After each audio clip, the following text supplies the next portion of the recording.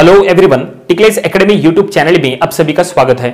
आज के वीडियो में टू डायमेंशनल फोर्स सिस्टम ये यूनिट को हम आगे बढ़ाएंगे और आज हम इसका एक न्यू टॉपिक स्टार्ट करेंगे। टॉपिक का नाम है ग्रिड प्रॉब्लम्स और आज इसका फर्स्ट प्रॉब्लम स्टडी करेंगे।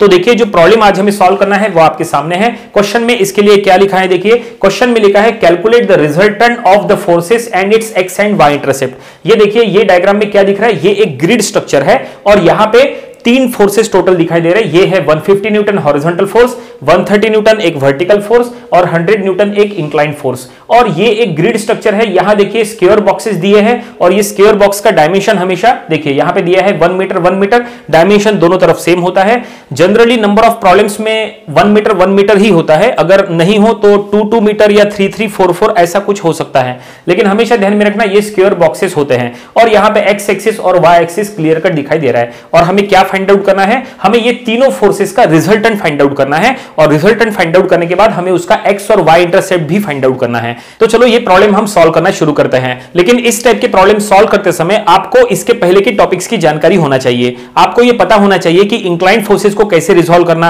आपको रिजल्टेंट का magnitude direction position find out करते आना चाहिए और सबसे इंपॉर्टेंट आपको मोमेंट अप्लाई करते आना चाहिए। मोमेंट कैसे अप्लाई करना, डिफरेंट उसके रूल्स क्या है वो पता होना चाहिए और आपको वेरिग्नॉन थ्योरम की भी जानकारी होना चाहिए। ये सब कुछ अगर आपको पता है तो आप आसानी से इस टाइप के प्रॉब्लम सॉल्व कर सकते हैं। वैसे इसके पहले ऑलरेडी हमने इन सभी टॉपिक्स के ऊपर वीडियोस बनाए थे, वो वीडियोस आप देख लीजिएगा। इसके पहले का पूरा बेसिक कॉन्सेप्ट आपका क्लियर हो जाएगा। तो चलो फाइनली अब हम इसको सॉल्व करेंगे। क्या फाइंड आउट करना है, यहां पे रिजल्टेंट फाइंड आउट करना है। क्वेश्चन में लिखा है कैलकुलेट द रिजल्टेंट। तो रिजल्टेंट फाइंड आउट करने का फार्मूला क्या है वो देखिए। रिजल्टेंट को आर से शो करते हैं और रिजल्टेंट फाइंड आउट करने का फार्मूला है R equals to under root of summation of F of X square plus summation of F of Y square. ये फार्मूले से आप रिजल्टेंट का मैग्नीट्यूड आसानी से फाइंड आउट कर सकते हैं।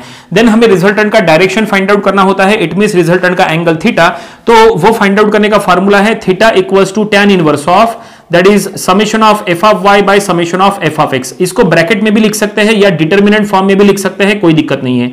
चलो हम इसको डिटर्मिनेंट फॉर्म में लिखते हैं। तो ये दोनों फार्मूले से आप रिजल्टेंट का मैग्नीट्यूड और डायरेक्शन फाइंड आउट कर सकते हैं। और इसके बाद आपको रिजल्टेंट का पोजीशन फाइंड आउट करना है और रिजल्टेंट का पोजीशन फाइंड आउट करने के लिए जनरली वेरिग्नॉन थ्योरम का यूज किया जाता है। लेकिन यहां रिजल्टेंट का पोजीशन फाइंड आउट करते समय ये देखिए क्वेश्चन में क्या लिखा है। क्वेश्चन में लिखा है find its X and Y intercept. हमें पोजीशन फाइंड आउट करते समय एक्स और वाई दोनों इंटरसेप्ट फाइंड आउट करना है। तो हमें यहां पे 2 बार वेरिग्नॉन थ्योरम अप्लाई करना पड़ेगा। तो उसके लिए हमें मोमेंट अप्लाई करना पड़ेगा। तो मोमेंट भी हम आगे चल के अप्लाई करेंगे। लेकिन अगर आपको ये आर और थीटा फाइंड आउट करना है तो उसके लिए आपको ये summation of F of X summation of F of Y पता होना चाहिए। तो चलो हम सबसे पहले यहां summation of F of X और summation of F of Y find out कर लेते हैं। Summation of F of X summation of F of Y माने क्या होता है, summation of F of X माने समेशन ऑफ हॉरिजॉन्टल फोर्सेस। मतलब यहां पे जितने भी हॉरिजॉन्टल फोर्सेस है उनका समेशन करना है summation of F of X में, और summation of F of Y माने समेशन ऑफ वर्टिकल फोर्सेस। यहां जितने भी वर्टिकल फोर्सेस है उनका समेशन आपको यहां करना है। ये दोनों मिलने के बाद आप यहां पे पुट करेंगे तो आपको आर और थीटा मिल जाएगा। तो देखिए सिस्टम में टोटल कितने फोर्सेस दिए हैं, सिस्टम में टोटल 3 फोर्सेस दिए हैं। ये 150 न्यूटन एक हॉरिजॉन्टल फोर्स, 130 न्यूटन एक वर्टिकल फोर्स और ये 100 न्यूटन एक इंक्लाइंड फोर्स। हमेशा ध्यान में रखो समेशन सिर्फ हॉरिजॉन्टल वर्टिकल का होता है, यहां पे हॉरिजॉन्टल का, यहां पे वर्टिकल का। इंक्लाइंड फोर्सेस का कभी भी समेशन नहीं होता है। यहां पे ये इंक्लाइंड फोर्स है, इंक्लाइंड फोर्स का क्या करना है, तो इंक्लाइंड फोर्स को हमें रिजॉल्व करना पड़ेगा। इट मींस इंक्लाइंड फोर्स को हॉरिजॉन्टल वर्टिकल ऐसे 2 पार्ट में डिवाइड करना पड़ेगा। तो चलो ये इंक्लाइंड फोर्स जो कि 100 न्यूटन इंक्लाइंड फोर्स है, हम इसको 2 पार्ट में डिवाइड करेंगे। इट मींस इसको 2 पार्ट में रिजॉल्व करेंगे। इट मींस हमें इनडायरेक्टली यहां मेथड ऑफ रिजोल्यूशन यूज करना है। तो देखो हम यहां पे रिजॉल्व करेंगे और रिजॉल्व करते समय इसका डायरेक्शन देखो क्या रहेगा।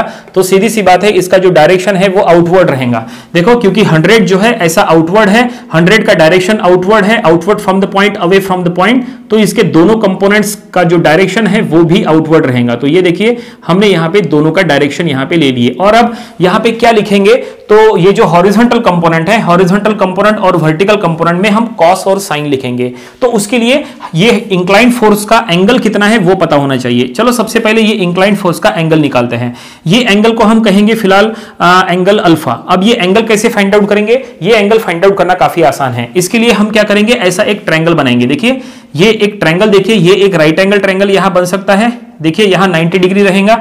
ये राइट एंगल ट्रायंगल में, ठीक है, ये राइट एंगल ट्रायंगल में अगर आपको एंगल अल्फा फाइंड आउट करना है तो उसके लिए ये अपोजिट साइड और ये एडजेसेंट साइड। अपोजिट साइड में कितने बॉक्स आ गए, तो ये 1 2 3 4, देखो 4 बॉक्स आ गए, इट मींस ये हो गया 4 मीटर। और यहां एडजेसेंट साइड में कितने बॉक्स आ गए, 1 2 3, यहां पे 3 बॉक्स आ गए, इट मींस ये हो गया 3 मीटर। तो ये अल्फा एंगल फाइंड आउट करने के लिए ये अपोजिट साइड, ये adjacent side, opposite side it means 4 meter, adjacent side it means 3 meter. तो ये अल्फा हो जाएगा tan inverse of opposite by adjacent.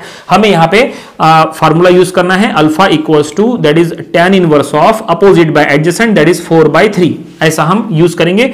तो ये हो जाएगा 53.13। तो हमें अल्फा मिल गया 53.13। इसका मतलब ये जो 100 न्यूटन है ये कितना डिग्री से इंक्लाइन है, तो ये 53.13 ये डिग्री से इंक्लाइन है। और अब ये जो एंगल है ये ऐसा हॉरिजॉन्टल साइड के साथ है, तो हम क्या करेंगे, हॉरिजॉन्टल कंपोनेंट लिखेंगे cos, तो ये हो जाएगा 100 cos ऑफ 53.13 और वर्टिकल कंपोनेंट हो जाएगा 100 sin ऑफ 53.13। इंक्लाइन फोर्स को रिजॉल्व करते समय हमेशा ध्यान में रखना है कि इंक्लाइन फोर्स का एंगल जो साइड के साथ होता है वो साइड का कंपोनेंट cos। एंगल अल्फा जो है वो ऐसा हॉरिजॉन्टल साइड के साथ है, एक्स एक्सिस के अलोंग एंगल है, तो x component it means horizontal component cos, vertical component sin। Okay, तो फाइनली हमने incline force 100 Newton incline force को दो पार्ट में रिजॉल्व कर लिए, इट मींस इसको दो पार्ट में डिवाइड कर लिए, ये हॉरिजॉन्टल कंपोनेंट, ये वर्टिकल कंपोनेंट। अब हमें समेशन करना है, और अब समेशन करते समय हमें सबसे पहले summation of F of x करना है। Summation of F of X माने समेशन ऑफ हॉरिजॉन्टल फोर्सेस। यहां चेक करो टोटल कितने हॉरिजॉन्टल फोर्सेस है, तो यहां टोटल 2 हॉरिजॉन्टल फोर्सेस है, एक है 150 न्यूटन और दूसरा है 100 cos ऑफ 53.13। ये दोनों का समेशन करना है, और समेशन करने का एक छोटा सा रूल है। रूल ऐसा है कि जो भी फोर्सेस हॉरिजॉन्टली राइट साइड जा रहे हैं उसे प्लस लेना है, राइट साइड जाने वाले प्लस तो लेफ्ट साइड जाने वाले माइनस। और ये दोनों फोर्सेस देखो राइट साइड जा रहे हैं तो ये दोनों को हम प्लस में लिखेंगे, 150 प्लस 100 cos ऑफ 53.13, और इसको बस कैलकुलेटर में सॉल्व करना है तो हमें summation of F of X मिल जाएगा। तो ये हम करेंगे 150 प्लस 100 cos ऑफ 53.13, तो ये आ चुका है दैट इज 210। ठीक है, कैलकुलेटर डिग्री मोड में होना चाहिए, 210 न्यूटन। और अब हम summation of F of Y करेंगे। Summation of F of Y माने समेशन ऑफ वर्टिकल फोर्सेस। यहां जितने भी वर्टिकल फोर्सेस है उनका समेशन करना है। टोटल कितने वर्टिकल फोर्सेस है चेक करो, 2 वर्टिकल फोर्सेस है, एक है 130 न्यूटन का और दूसरा है 100 sin ऑफ 53.13 का। तो समेशन करने का यहां भी एक रूल है। रूल ऐसा है कि वर्टिकली जो भी फोर्सेस ऊपर जाते हैं उसको प्लस में लेना है, तो नीचे आने वाले फोर्सेस माइनस। देखो 100 sin ऊपर जा रहा है प्लस में लेंगे और 130 नीचे आ रहा है तो वो हम माइनस में लेंगे। तो हम लिखेंगे 100 sin ऑफ 53.13 प्लस में है, तो ये देखो ऊपर जा रहा है तो प्लस और ये 130 माइनस में। बस इसको कैलकुलेटर में सॉल्व करो तो ये आ चुका है माइनस ऑफ 50, तो ये हम लिखेंगे माइनस ऑफ 50 न्यूटन। तो summation of F of X F of Y हमने फाइंड आउट कर लिए, और अब ये दोनों हमें ये फार्मूले में पुट करना है तो हमें रिजल्टेंट का मैग्नीट्यूड आर मिल जाएगा। तो हम लिखेंगे summation of F of X that is 210 square, F of Y माने 50 तो 50 स्क्वायर। नेगेटिव साइन लेने की जरूरत नहीं है क्योंकि यहाँ पे स्क्वायर है, नेगेटिव का जो स्क्वायर है वो पॉजिटिव होता है, तो लिखने की जरूरत नहीं है। तो हमें यहाँ पे रिजल्टेंट आर मिल जाएगा। तो देखो ये हम कैलकुलेटर में पुट करेंगे तो ये under root of 210 square plus 50 square, तो ये आ चुका है दैट इज 215.87 न्यूटन। तो ये हमें रिजल्टेंट का मैग्नीट्यूड मिल गया। और अब रिजल्टेंट का एंगल थीटा फाइंड आउट करना है। फार्मूला है tan inverse of summation of F of Y by F of X 50/210, और इसको कैलकुलेटर में सॉल्व करने के बाद देखो ये आंसर क्या आता है। और यहाँ पे जो हमने 50 लिखा है ये पॉजिटिव में ही लिखा है, वो इसीलिए क्योंकि वहां पे डिटर्मिनेंट का साइन है 50/210, तो ये आ चुका है दैट इज 13.392। तो हम लिखेंगे 13.392 डिग्री। ठीक है, एफ ऑफ वाई निगेटिव में है लेकिन लिखते समय हमने यहां पॉजिटिव में लिखा है क्योंकि ये डिटर्मिनेंट में है, तो ये आपको पॉजिटिव में ही लिखना है। तो इस तरह से तो ये हमने क्या क्या फाइंड आउट किए, ये हमने रिजल्टेंट का मैग्नीट्यूड और रिजल्टेंट का डायरेक्शन इट मींस उसका एंगल थीटा फाइंड आउट कर लिए। क्वेश्चन में कहा था रिजल्टेंट फाइंड आउट करो, तो रिजल्टेंट का मैग्नीट्यूड डायरेक्शन फाइंड आउट तो हो गया लेकिन प्रॉब्लम कंप्लीट नहीं हुआ है क्योंकि यहाँ पे आगे हमें एक्स और वाई इंटरसेप्ट फाइंड आउट करना है। तो एक्स और वाई इंटरसेप्ट फाइंड आउट करने के लिए अब आपको मोमेंट लेना पड़ेगा। तो मोमेंट आप कहां लेंगे, मोमेंट आप ओरिजिन पे लेंगे। ये देखिए ये है ओरिजिन जहां से एक्स एक्सिस वाई एक्सिस निकल रहा है, तो आप मोमेंट ये ओ पॉइंट पे लेंगे। हमेशा ध्यान में रखो ये जो ग्रिड के प्रॉब्लम्स है, ग्रिड के प्रॉब्लम्स में जब कभी भी आपको एक्स और वाई इंटरसेप्ट फाइंड आउट करना है तो मोमेंट आपको हमेशा ओरिजिन पे ही लेना है। ओरिजिन वो होता है जहां से एक्स एक्सिस वाई एक्सिस निकलती है। ये एक्स एक्सिस वाई एक्सिस यहां से निकल रही है तो ये ओरिजिन है।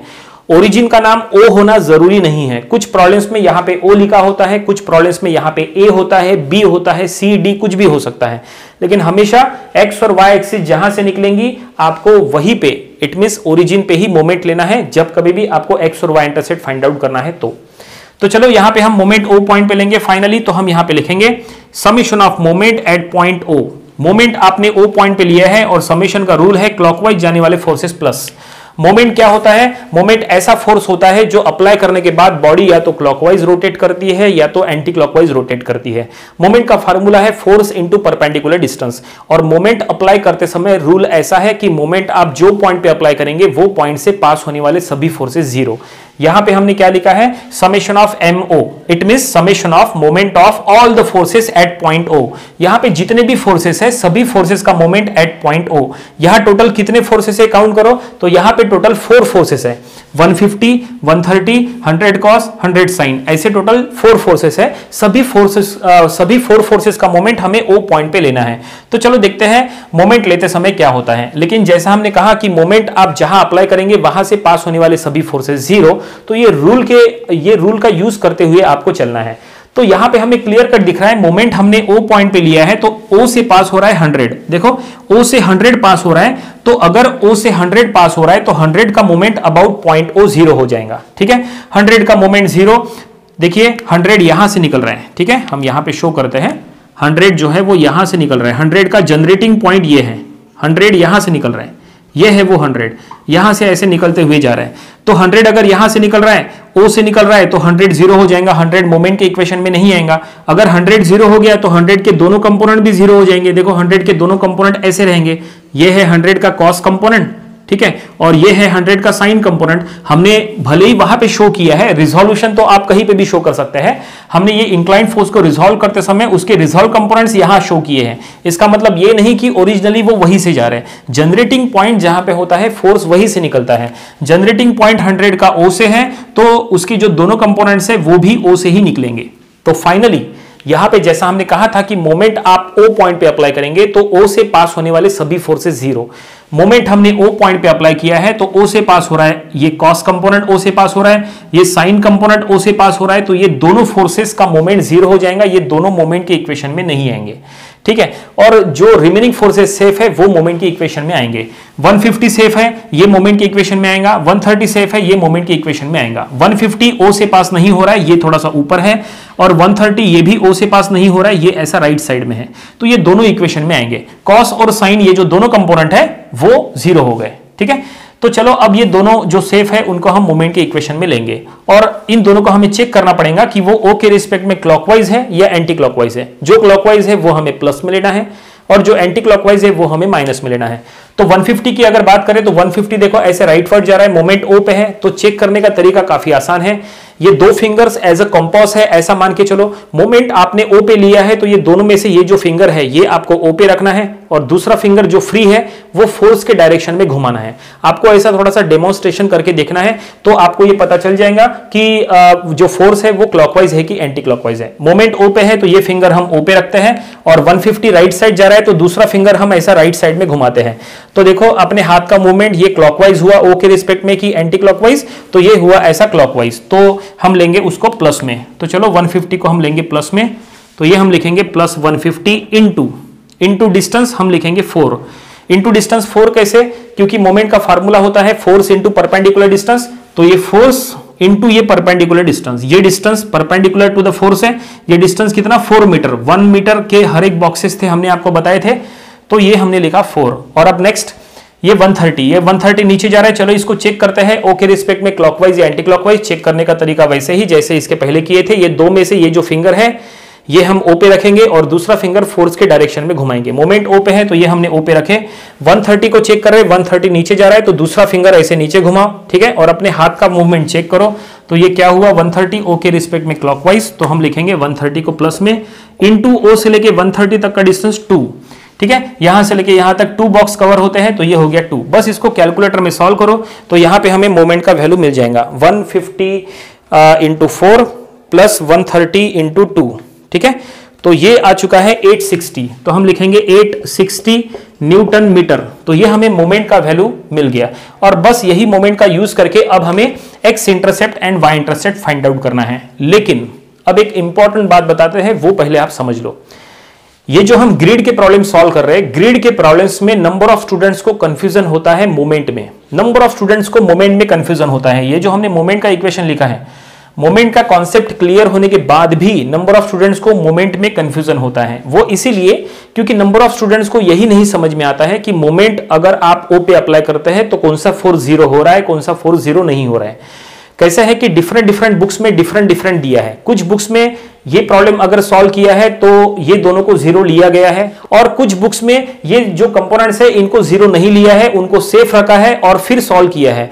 तो नंबर ऑफ स्टूडेंट्स को यही एक कंफ्यूजन होता है कि जीरो लेना है या जीरो लेना नहीं है। तो वो हम यहां पे क्लियर करना चाहेंगे। देखो यहां पे अभी हमने ये जो मोमेंट का इक्वेशन लिखा है, ये मोमेंट के इक्वेशन में हमने कितने फोर्सेस लिए, यहां पे हमने दो फोर्सेस लिए 150 और 130। हमने दो फोर्सेस को जीरो किए और दो फोर्सेस को इक्वेशन में लिए। कौन से दो फोर्सेस को जीरो किए, हमने साइन और कॉस, ये दो फोर्सेस को जीरो किए हैं, और 150 और 130 इनको हमने सेफ रखते हुए इक्वेशन बनाए हैं।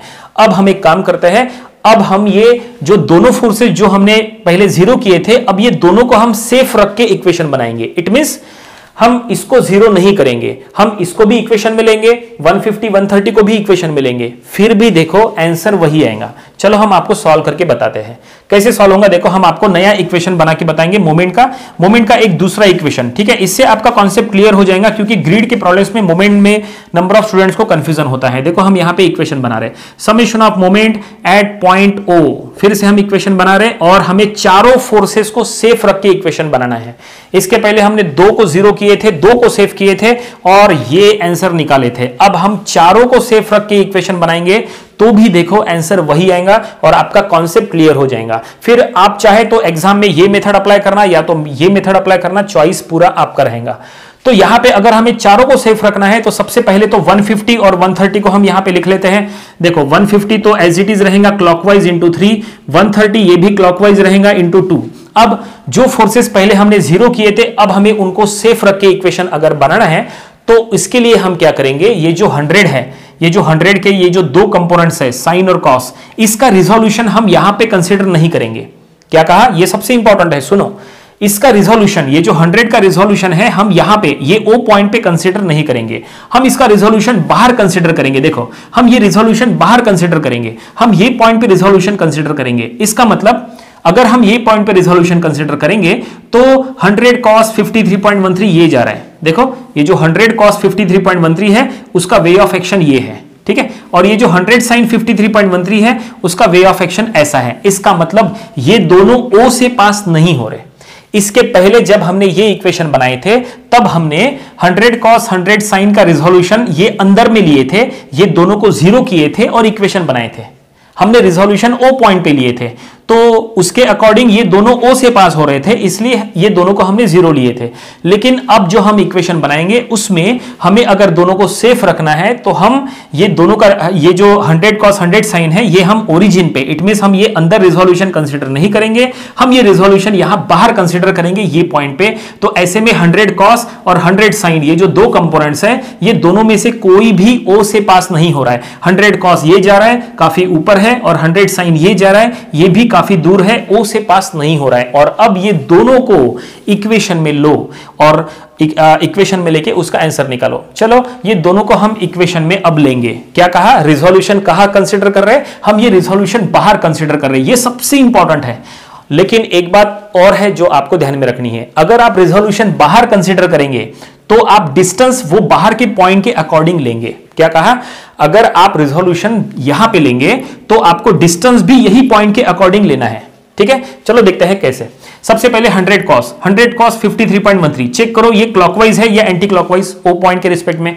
तो चेक करने का तरीका वैसे ही, मोमेंट ओ पे है तो ये दोनों में से ये फिंगर हम ओ पे रखेंगे, दूसरा फिंगर फोर्स के डायरेक्शन में घुमाएंगे। तो ये फिंगर हमने ओ पे रखा। 100 cos की अगर बात करें तो 100 cos ऐसे जा रहा है, तो ये देखो दूसरा फिंगर जो फ्री है उसको ऐसे राइट साइड में घुमाओ तो ये क्या हो रहा है, क्लॉकवाइज। तो हम लिखेंगे प्लस, तो ये इतना होने के बाद plus that is 100 cos of 53.13 into into कितना, ये देखो ये क्लॉकवाइज है इसलिए प्लस में लिए, इनटू, ठीक है ना, इनटू परपेंडिकुलर डिस्टेंस 4, क्योंकि हॉरिजॉन्टल फोर्स के लिए वर्टिकल डिस्टेंस होता है और वर्टिकल फोर्स के लिए हॉरिजॉन्टल डिस्टेंस होता है। ये काफी सिंपल है। मोमेंट में नंबर ऑफ स्टूडेंट्स को अगर कंफ्यूजन होता है डिस्टेंस में, तो डिस्टेंस में कंफ्यूजन नहीं होना चाहिए। तो हमेशा एक बात ध्यान में रखो कि ये देखो यहां बता रहे हॉरिजॉन्टल फोर्स के लिए हमेशा वर्टिकल डिस्टेंस लेने का, ठीक है, और वर्टिकल फोर्स के लिए हमेशा हॉरिजॉन्टल डिस्टेंस लेने का। ये हमेशा ध्यान में रखो, क्योंकि फोर्स और डिस्टेंस हमेशा परपेंडिकुलर टू ईच अदर होता है। तो ये बिल्कुल कॉमन सेंस की बात है, इसमें बिल्कुल भी डिफिकल्टी नहीं होनी चाहिए। तो ये जो 100 cos ऑफ 53.13 है, ये हॉरिजॉन्टल फोर्स है। तो हॉरिजॉन्टल फोर्स के लिए ये वर्टिकल डिस्टेंस कितना, 4, तो हमने लिखे 4। ओके, और अब नेक्स्ट ये 100 साइन, ये 100 साइन ऊपर जा रहा है। चलो चेक करते हैं इसको, ओ के रिस्पेक्ट में क्लॉकवाइज या एंटी क्लॉकवाइज। मोमेंट ओ पे है, तो ये दोनों में से ये जो फिंगर है ये हम ओ पे रखेंगे, तो ये हमने रखा, और दूसरा फिंगर फोर्स के डायरेक्शन में घुमाना है। फोर्स ऐसे ऊपर जा रहा है तो हाथ ऐसे ऊपर घुमाओ, ऐसे ऐसे ऐसे ऊपर घुमाओ, और अपने हाथ का मूवमेंट चेक करो। ओ पॉइंट के रिस्पेक्ट में ये क्या हुआ, ये ऐसा एंटी क्लॉकवाइज हुआ। तो ये हम लिखेंगे माइनस में -100 साइन ऑफ 53.13 इनटू डिस्टेंस कितना, इनटू डिस्टेंस, ये वर्टिकल फोर्स है। वर्टिकल फोर्स के लिए हॉरिजॉन्टल डिस्टेंस कितना, डिस्टेंस 3 इंटू 3, ठीक है, इंटू 3, क्योंकि वर्टिकल फोर्स है। देखो हमने लिखा था वर्टिकल फोर्स के लिए हॉरिजॉन्टल डिस्टेंस, ठीक है ना, ये वर्टिकल फोर्स है, वर्टिकल फोर्स के लिए ये हॉरिजॉन्टल डिस्टेंस, तो हमने लिया है इंटू 3, ओ से लेके फोर्स तक का डिस्टेंस। तो फाइनली ये इक्वेशन कंप्लीट हो चुका है। देखो यहां से लेके ये इक्वेशन, ये यहां तक का इक्वेशन है। अब ये पूरा आप अपने कैलकुलेटर में पुट करो, सॉल्व करो, तो आंसर कितना आएगा, आंसर उतना ही आएगा जो इसके पहले आया था, 860 न्यूटन मीटर। आप चाहे तो सॉल्व करके देखो, कैलकुलेटर डिग्री मोड में रखो, सॉल्व करो, तो इसके पहले जो आंसर आया था वही आंसर यहां पे आएगा। तो फाइनली हमने यहां पे आपको दोनों तरह से बता दिए। अब ये पूरा चॉइस आपका है कि एग्जाम में आपको ऐसे लेके सॉल्व करना है या ऐसे। इट मींस एग्जाम में आपको 0 करके इक्वेशन लिखना है या सभी को सेफ करके इक्वेशन लिखना है, ये पूरा चॉइस आपका है, ठीक है। तो फाइनली अब ये मोमेंट तो हमें मिल गया। अब हम एक्स और वाई इंटरसेप्ट कैसे निकालेंगे, देखिए एक्स इंटरसेप्ट सबसे पहले निकालना है।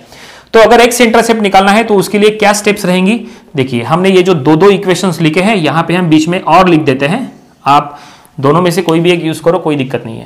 तो हम यहां पे लिखेंगे to find X intercept, to find X intercept, X intercept find out कर रहे हैं। तो उसके लिए फार्मूला ऐसा रहेगा, ये एक्चुअली वेरिग्नॉन थ्योरम का ही फार्मूला है, summation of moment at point O equals to summation of F of Y into X, ये फार्मूला है। ये फार्मूले से हम एक्स इंटरसेप्ट फाइंड आउट करेंगे।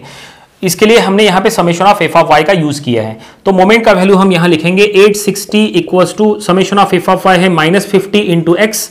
तो इसको सॉल्व करो तो x इक्वल्स टू 860 को -50 से डिवाइड करो, तो हम लिखेंगे 860 डिवाइड बाय 50, तो ये आ रहा है दैट इज 17.2, माइनस में 17.2 मीटर। तो फाइनली ये हमें क्या मिल गया, ये हमें x इंटरसेप्ट मिल गया। बिल्कुल इसी तरह से हमें y इंटरसेप्ट फाइंड आउट करना है। तो हम यहां पे लिखेंगे to find y intercept, y intercept find out करना है। तो देखो y इंटरसेप्ट के लिए बिल्कुल ऐसा ही रहेगा। तो हम लिखेंगे summation of moment at point O equals to summation of F of X into Y, ठीक है। तो मोमेंट का value 860 equals to 210 into Y. तो y फाइंड आउट करने के लिए यहां पे डिवाइड करना पड़ेगा, 860 को 210 से डिवाइड करना है। तो ये हम कैलकुलेटर में सॉल्व करेंगे, आंसर आ चुका है 4.095 मीटर।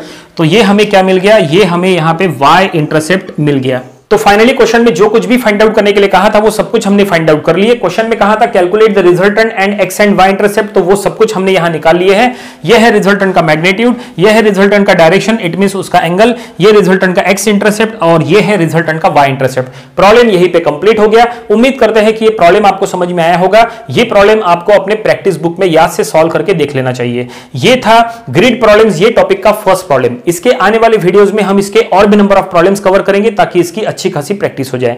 तो मिलते हैं नेक्स्ट वीडियो में। Thank you very much.